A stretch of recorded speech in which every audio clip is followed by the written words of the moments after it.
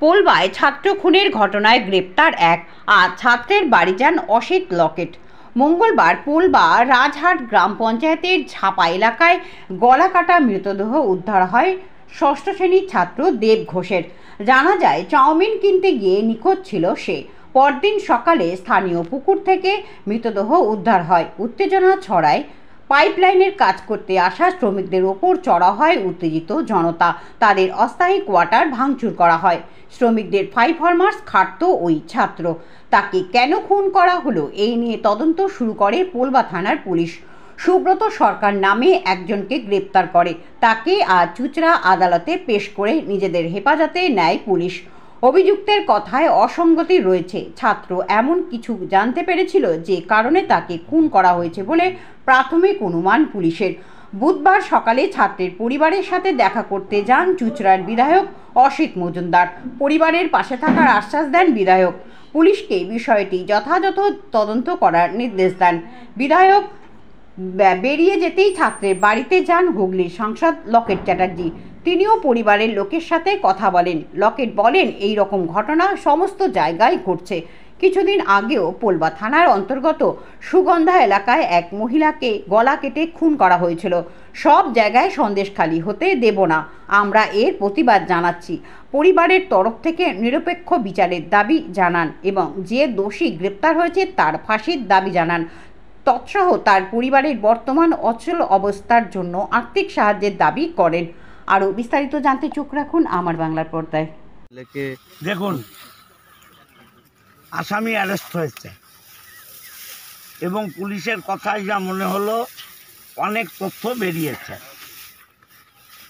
Police দ্রুততার সাথে action নিয়েছে। একটা 11 বছরের বাচ্চা, তাকে গলা কেটে মেরে দেয়া এ ভাবা যায় না। এ অপরাধ হচ্ছে কি বলবো, জঘন্য থেকে জঘন্যতম, বিরল থেকে বিরলতম। তার একটু রক্ত বাইরে নেই, সবটাই পুকুরের মধ্যে। বাড়ির লোকের 11 বছরের বাচ্চা, বাড়ির লোকের চাহিদা পূর্ণাঙ্গ তদন্ত হোক এবং আসামির জন্য চরম শাস্তি হয়। আমরাও এখানে সবাই এসছি, শুভ এসছে, বাপ্পা এসছে, বালা এসছে, দেবু এসছে, আমাদের কেউ বাদ নেই। রাজহাটের এবং তার পার্শ্ববর্তী এলাকার দলের সবাই আমরা ওর পরিবারের পাশে আছি। এবং আমি এইমাত্র ওসির সাথে কথা বললাম। আমরা বলেছি আইনে কোনো ফাঁক তার মধ্যে দিয়ে যেন আসামি বেরিয়ে না যায়। আইনে যা দিক আছে, ইনভেস্টিগেশন যেন আলাদাভাবে হয়। আমি এসপির সাথে কথা বলবো, আমার দলের সাথেও কথা বলবো। এবং যা শুনলাম, ডাইরেক্ট সাব ইন্সপেক্টর যিনি আইও হয়েছেন, আমি বিশ্বাস করি এরা বাচ্চা ছেলে, এরা ধর্মের নামে শপথ নিয়ে ঠিক কাজ করবে। এটা অবিচার, অন্যায়।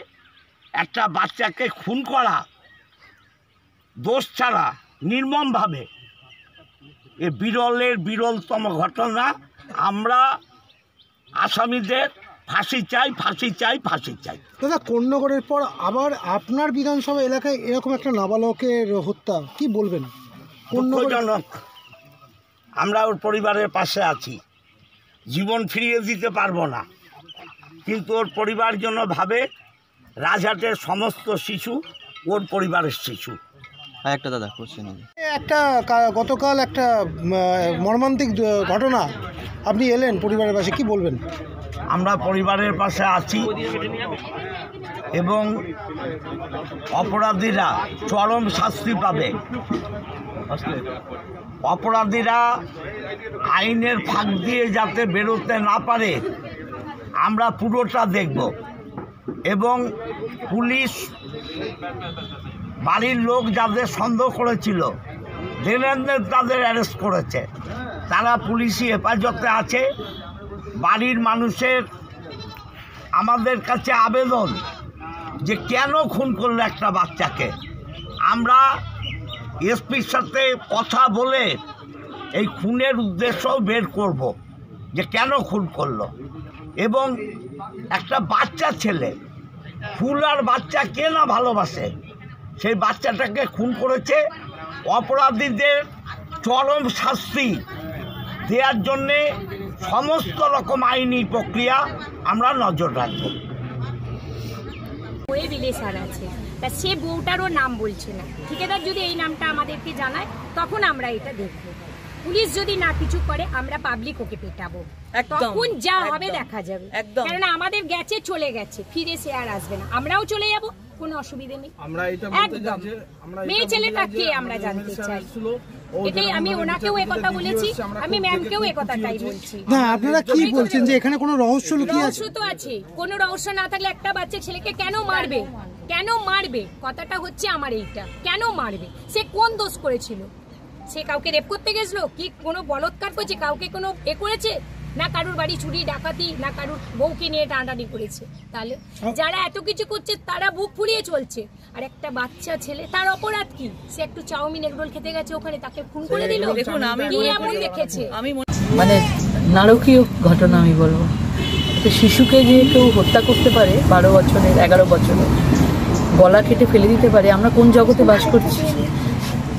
এবং এত একটা মায়ের কাছে এসেছি, মায়ের তো একদম কোনো কথাই বলতে পারছে না। সে 3 রাজমিস্ত্রি কাজ করে, 3টে ছেলে মেয়েকে একা মানুষ করে, তার মধ্যে একজন যদি এরকম সে গেছিল তারা চাউমিন কিনতে বলছে, আর সেখানে তারপরে বাড়ি আসেনি এবং তারপরে গলা কাটা নলি কাটা দেহ পাওয়া গেছে ভেবে বানাতে। এখানে আইন শৃঙ্খলা বলতে কিছু নেই, কারণ কদিন আগে আপনারা দেখেছেন একজন শ্রমিক মহিলার গলা কাটা দেহ পাওয়া গেছে, টুকরো করে দেওয়া ডেড বডি পাওয়া গেছে, তার কোনো বিচার কিছু হয়নি এখনো পর্যন্ত। আমাদের এখানে এমনই বাংলার প্রশাসন, এমনই বাংলার কিছু, তারা যতক্ষণ ধামাচাপা দেওয়ার জন্য থাকে, কারণ তৃণমূলের নেতারা, তৃণমূলের যারা লিডাররা রয়েছে তারা চায় যে এগুলোকে মানে ধামাচাপা দিয়ে দাও, দোষীরা ঘুরে বেড়াচ্ছে। আজকে দেখুন এরকম একটা পরিস্থিতি এখানে, আর এরা কী করবে, কোথায় যাবে, কার কাছে যাবে? পুলিশের কাছে যাবে তারা শাস্তির জন্য। পুলিশ কী করবে? পুলিশ তো পুরো দলদাস হয়ে কাজ করছে। আজকে নিজের খুব খারাপ লাগছে, আমরা যাবো থানায়, এরা যাচ্ছে এবং আমরা গিয়ে আসল দোষী কেন করলো, এই যে একটা চোখে আই ওয়াশের মতন করে 3 জনকে তুলে নিলাম, দেখিয়ে দিলাম যে আমরা ধরে নিয়েছি, এরপরের অবস্থাটা জানি যে এর পরে কিছুদিন পরে ছেড়ে দেবে এদেরকে। এই জন্যই বারবার দেখা যাচ্ছে যে কেন তারা করলো, কেন তাদেরকে মানে একদম শেষ রাস্তাটা নিতে হলো, শেষ অস্ত্র যে মেরেই ফেলো, পৃথিবী থেকেই সরিয়ে দাও একটা বাচ্চা ফুলের মতো শিশু, কী দোষ ছিল তার? তো এটা নিয়ে আমাদের মনে হয় যে পুলিশের কাছে আমরা যাব এবং এর বিচার চাইব, এবং চাইব যে এই বাচ্চা মা যে রয়েছে তার যেন বিচার হয়, তার পরিবারের যেন বিচার হয়, এটাই চাইব। দেখুন এখানের যারা তৃণমূলের লোকজন আসে তারা আসবে, দেখবে, চলে যাবে, কিন্তু কেউ কোনোদিন চুপ করে থাকে, কারণ ওপরে দলনেত্রী যতক্ষণ না কিছু বলবে ততক্ষণ এরা কিছু করে না, কিচ্ছু করবে না, আসবে, দেখবে, চলে যাবে। কিন্তু আমরা অন্যায়ের বিরুদ্ধে আমরা আওয়াজ তুলে আসছি, আমরা তুলে যাচ্ছি, এবং যতক্ষণ না বিচার পাবে আমাদের এই আন্দোলন, আমাদের ওদের সাথে পাশে থেকে ওদেরকে বিচার পাইয়ে দেবো আমাদের কর্তব্যের মতো করে। এই বিষয় নিয়ে একজনকে গ্রেপ্তার করেছে পুলিশ, বললাম যেটা আইওয়াস, যাকে গ্রেপ্তার করেছে দেখবেন তাকে কী ধারায় শাস্তি দিয়েছে দেখতে হবে তো, কী ধারা লাগিয়েছে দেখতে হবে তো। তাদের মার্ডার করেছে তাকে হয়তো দেবে যে তাকে এমনি মারধর করার ধারা দিয়েছে, তো সে যেন তার জন্য ফাঁসি হয়, তার জন্য একদম শেষ ওইরকম যেভাবে বাচ্চাটার উপর অত্যাচার করেছে তারও যেন সেই পরিণতি হয়, কঠিন শাস্তি হয়, আমরা সেটা চেষ্টা করবো। আমিও তো একজন মা, আমিও তো জানি, আমারও তো ছেলে আছে। আজকে এরকম একটা ওর বাড়িতে ঘটতে পারে, তাহলে তো এটাকে যদি আমরা প্রশ্রয় দিই তাহলে তো আরেকজনের বাড়িতে ঘটতে পারে, এটা এই জিনিস চলতেই থাকবে। তো আজকে এখানে এত মায়েরা রয়েছেন, সবাই মায়েরা প্রতিবাদ করুক, মায়েরা আপনাদের মাধ্যমে মায়েরা প্রতিবাদ করুক, আওয়াজ তুলুক। মায়েদের আওয়াজে পুলিশ নড়ে চড়ে যদি বসে তাহলেই তাদের বিচার মিলবে। দিদি, আপনি সাংসদ হয়ে একজন মৃত পরিবারের পাশে দাঁড়াতে এসছেন, কিছুক্ষণ আগে জনপ্রতিনিধি বিধায়কও এসেছিলেন, কিন্তু উনি বলছেন যে আপনি রাজনীতি করতে এসছেন, আপনি শকুনে মানে ব্যক্তিগত আপনার উপর আক্রমণ। আমি আসবো না, মানে আমি একজন মা হয়ে এখানে আসবো না? সবাই রাজনীতি করবে, সবাই রাজনীতি করবে, আমি কি বসে থাকবো? আমি কালকে থেকে যখনই আমি খবর পেয়েছি, আমি রাত্রিবেলা 12টায় বাড়ি ফিরেছি, আমি বলেছি আমি আসবোই সকালবেলায়, সবাই মিলে সেই জন্য ওনারা রাজনীতি করতে পারে। আমি জানি ওনারা এখান থেকে ফায়দা তোলার চেষ্টা করবে, 4টে আমাকে এসে খারাপ নোংরা কথা বলবে। আমি একজন মা, আমি আসতে পারি, আমাকে নিয়ে চারটে যতই খারাপ কথা বলুক, যতই আমাকে গালি দিক, আমি কিন্তু এখানে আসবোই, আমি কিন্তু তাদের পাশে দাঁড়াবো। দিদি, পুলিশি ব্যবস্থা ছাড়া আপনি নিজের তরফে বা দলের তরফে পরিবার পাশে কিভাবে দাঁড়ান? দেখুন, আমার কিছু সাহায্য আমাকে, এদের অবস্থা রাজমিস্ত্রির কাজ করে দিন আনে দিনকে, যতটুকুনি আমাদের ক্ষমতা আছে আমরা সেটুকু করার চেষ্টা করবো তাদের পাশে দাঁড়ানোর জন্য। আর বাকিটা পুলিশ থেকে কী করে বিচার পাওয়া যায়, এফআইআর কপি দেখা থেকে আমাদের সব ছেলেরা এখানে রয়েছে, তারা নিজেরা গিয়ে দেখবে, যদি কিছু না করে আমার নিজে যখন থানায় উপস্থিত হবো যে যারা যেন বিচার পায়, আমি থাকবো নিজে গিয়ে। দিদি, কিছু মাস আগে কোন্নগরে এরকম একটা নরকীয় শিশু কেন হচ্ছে, কারণ কোনো বিচার হচ্ছে না তো, সেই ঘটনাটা সেদিনই তাকে তুলে নিচ্ছে, নিয়ে শেষ, কিছুদিন পর ছেড়ে দিচ্ছে। এরা জানতে পারবে, এদেরকে বলবে যে কবে আমি তাদেরকে ছেড়ে দিয়েছি, টাকা পয়সা খাইয়ে দেবে, ওপর থেকে ফোন চলে আসবে, নেতাদের, প্রধানদের, বিধায়কের ফোন চলে আসবে, ভাই ওকে ছেড়ে দাও, আমাদের তৃণমূল করে, সামনে ভোট লাগবে, আমাদেরকে ভোটের ছাপ্পা মারতে হবে, লাগবে, ব্যাস ছেড়ে দেবে। এটাই তো হয়, সেই জন্য তো আজকে এগুলো বেড়েছে। একটা কাউকে একদম ধরে যদি শাস্তি দিত না, কারোর এরকম সাহস হতো না এগুলো করার। তো পরিবার সূত্র থেকে আরেকটা অভিযোগ আসছে যে এখানে কোনো রকম একটা রহস্য লুকিয়ে আছে। নিশ্চয়ই, একটা বাচ্চাকে বাচ্চাটা কি করতে পারে এর মধ্যে আছে, আমরা জানতে চাই। যে ছেলেটি দেখে ফেলেছিল, ওরা নিজেরাই বলছে যে কিছু নিশ্চয়ই সত্যি ঘটনা দেখে ফেলেছে, কিছু নিশ্চয়ই ওরা দেখে সামনে দেখে ফেলেছে, আমাদের এটা একদম বিশ্বাস। এটা ওরা আওয়াজ তুলেছে, আজকে সবাই দেখেছো তোমরা, সন্দেশখালীর মহিলাদের মতো এরকম অন্যায়ের বিরুদ্ধে আওয়াজ তুলতে হবে। আওয়াজ যদি তোলে, আমি বলছি আওয়াজ যদি তোলে না, আর এরকম কোনো ঘটনা ঘটবে না। এরা যদি আওয়াজ তোলে, এদের কথার মাধ্যমে আমরা এদের পাশে আছি। সন্দেশখালী হতে আর দেব না, এরকম অনেক সন্দেশখালী আছে, কিন্তু আর আমরা সন্দেশখালী হতে দেব না। মহিলারাই আওয়াজ তুলবে, এই মহিলারাই এদের বিরুদ্ধে বলছে না, যদি যে আছে তাকে যদি পুলিশ কিছু না করে তাহলে মহিলারাই করবে, মহিলারাই করবে, আর আমরা মহিলাদের সাথে। দিদি, আরেকটা কথা, যে সন্দেশখালী নিয়ে বিধায়ককে প্রশ্ন করা হয়েছিল, লজ্জা করে না তারা বলতে? একটাই হয়েছে, মানে একবার যদি মহিলাদের ওপর রেপ হয়ে থাকে, অত্যাচার হচ্ছে, একবার হয়েছে, একটাই হয়েছে, সেটা কেন হলো সেটা লজ্জা করে না বলতে? একজন পুরুষ মানুষ হয়ে, একজন বিধায়ক হয়ে, বাড়িতে মা, বউ, বোন কেউ নেই, যে এভাবে কথা বলে যে একটাই হয়েছে, ধর্ষণ একবারই হয়েছে, তাতে কি হয়েছে? আমরা যদি বলি এরা কি করে, এরা কোন কিসে তৈরি? এরা 500,000 টাকা দিয়ে এরা কিনে নিয়েছে সবাইকে, মান সম্মান সবাইকে কিনে নিয়েছে। প্রত্যেকটা জবাব এরা পাবে 24-এ, মহিলারাই জবাব দেবে। মহিলাদেরকেই এই জায়গায় নিয়ে গেছে তো, সন্দেশখালীর মহিলাদেরকে মান সম্মান নেই তো, আজকে এদেরকেও মান সম্মান নেই তো, এদেরকেও বলছে আমি আসছি বলে রাজনীতি করছে বলছে তো, এরাও মহিলারাই জবাব দেবে। দিদি, লাস্ট প্রশ্ন, সিএ কানুন কো ললিপপ কানুন বলা একটা বিষয়, অত্যন্ত সুন্দর একটা বিষয়, সিএতে মানুষকে জোড়বার কথা হচ্ছে, নাগরিকত্ব দেবার কথা হয়েছে, নাগরিকত্ব কারোর কেড়ে নেওয়ার কথা নয়। আর এনারা মানুষকে সিএ হতে দেব না বলে মুখ্যমন্ত্রী যে চেঁচামেচি করছেন, যে চেল্লাচ্ছেন, যেভাবে উনি মানুষকে ভুল বোঝানোর চেষ্টা করছেন, মুখ্যমন্ত্রীর মিথ্যা কথায় কাউকে পা দেবেন না, এটা আপনারা সবাই প্রচার করুন।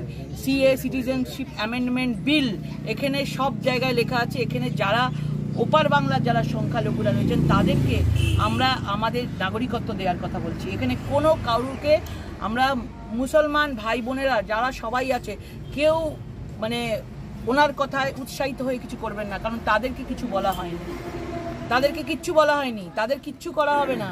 শুধু ওপার বাংলায় যারা সংখ্যালঘু হিন্দু ভাই বোনেরা, খ্রিস্টান, জৈন যারা রয়েছেন তাদেরকে এখানে তাদেরকে নাগরিকত্ব দেওয়ার কথা বলা হয়েছে। কারুর নাগরিকত্ব কেড়ে নেওয়া হবে না। কাউকে যদি মানে কেউ কিছু উল্টোপাল্টা বলে, কেউ যদি কনফিউশন সৃষ্টি করে, মমতা ব্যানার্জি কনফিউশন সৃষ্টি করছেন, নিচের তলার মানুষদেরকে বলছেন, তারা একদম উত্তেজিত হবেন না, একদম উৎসাহিত হবেন না। আপনারা যেরাম আছেন আপনারা সেরামই থাকবেন। দিদি, আপনার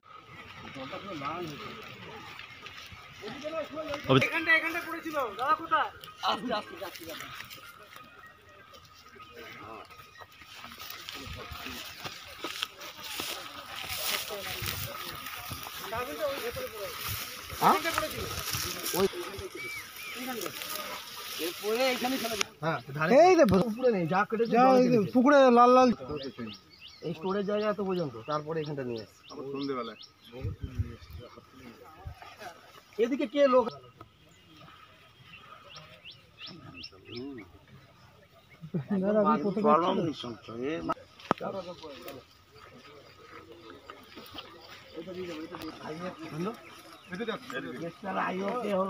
আয়ো হয়েছে মনে হয়, নিশ্চয়ই বড় বড়ই হয়েছে, তাহলে ভেজে